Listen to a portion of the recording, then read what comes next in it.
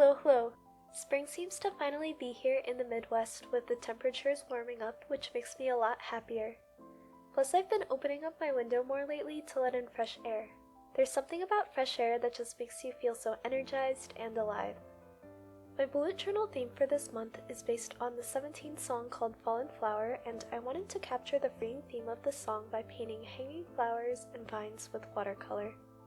In this video, I'll be setting up the rest of my weeklies for May, and unlike the last couple of weekly videos I posted, the video for this month has 4 weeklies. So let's get right into it. My first weekly layout is one that I haven't used since February.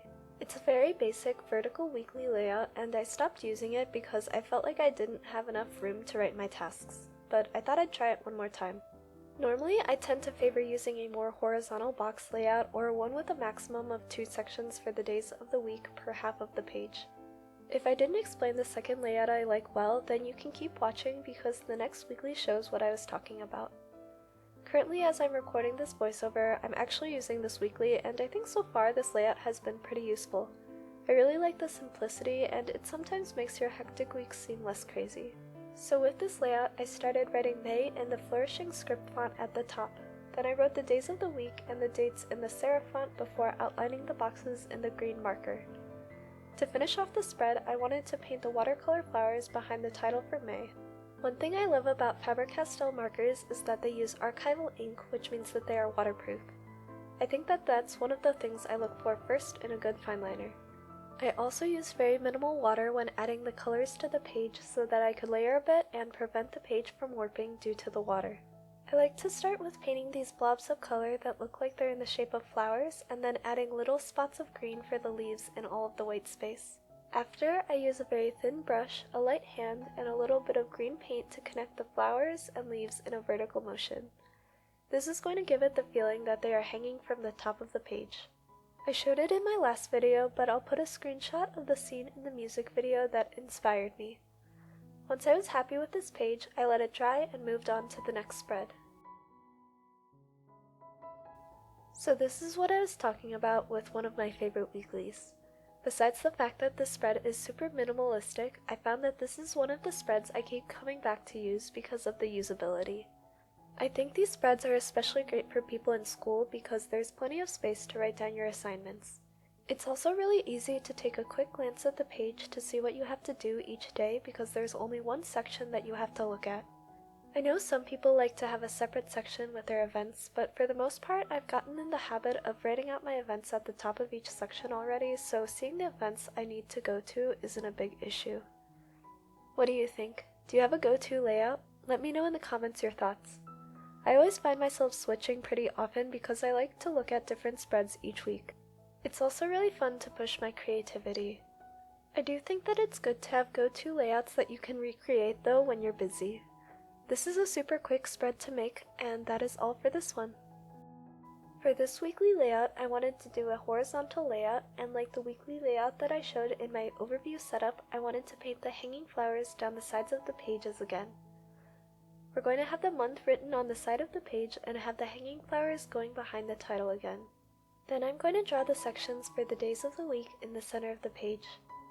This was around the time that I finally started getting more comfortable with watercoloring and finally made some more distinguishable flowers, so you'll see that I added the very spiky looking orange flowers. I also experimented a bit more with using more water on the page and using white space for where the highlighting on the flowers might go. It's also a lot more noticeable in this painting, but I tried to add stems and leaves to the ends of the flowers before connecting them to the stems. Overall, I think that this is actually my favorite spread based on how the watercoloring turned out in the end. I always feel like I want to talk more in these videos about other topics rather than just explaining what I'm doing, especially when what I'm doing on screen is pretty self-explanatory and repetitive. Maybe a life update? Well, I've been experimenting more with digital art lately, so that has been really fun. I updated my channel banner across all of my social media to match. I've been thinking about what sort of themes and colors I like, but I settled on this purple lunar flower type of theme, and I'm excited to keep expanding on that theme. Also, I got my first art commission request. One of my friends reached out and asked me to design a Mother's Day card for her. It was a lot of fun working with her, and I'm grateful I got the opportunity to work on my digital art. I definitely have a long ways to go, but I'm really enjoying the new medium for art. So now that I'm wrapping up this page, let's get into the final weekly spread. For the final spread, I wanted to do another Dutch door spread because I've been kind of loving it ever since I made one last month. When I was cutting off the part of the page though, I ran into a little bit of an issue because my X-Acto knife was too dull and my scissors were too thick. So eventually, after all of that and a little bit of struggling off camera, I finally got it to where the cut didn't look terrible. I was so nervous when I first started trying to cut out that little section at the top because it wasn't going very well. But I always say that whenever you think something is going poorly, that you just have to keep going, and somehow in the end everything will always turn out okay. Basically, I just wanted to cut out that top section so that I didn't have to write the title of May on both sides of the Dutch door, so I guess my laziness is showing.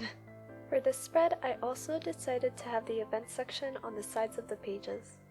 I realized when I did an event section like this in April that I had accidentally started with Sunday rather than Monday, so it made the weekly event section really confusing.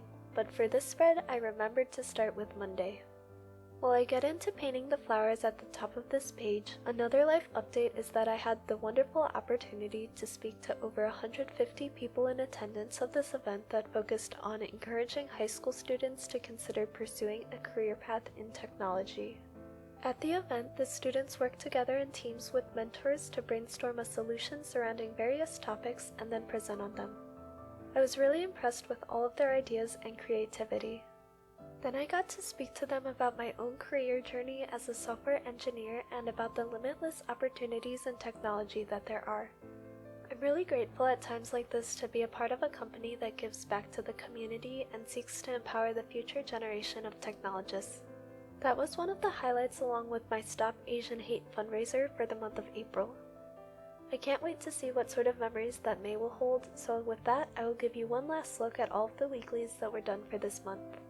I'm starting to realize that I've been branching out more in terms of art style, from the watercoloring you see here to the digital art that I've been working on and the commission piece I made. I mentioned in my last video that I didn't love how the watercoloring turned out, but after seeing it, I actually kind of like that it turned out imperfect. If things turned out perfectly all the time, then we wouldn't strive to improve. So I'll be back in the future as I continue to improve my watercolor skills. As always, stay safe and healthy, and I'll see you all in my next video. Bye!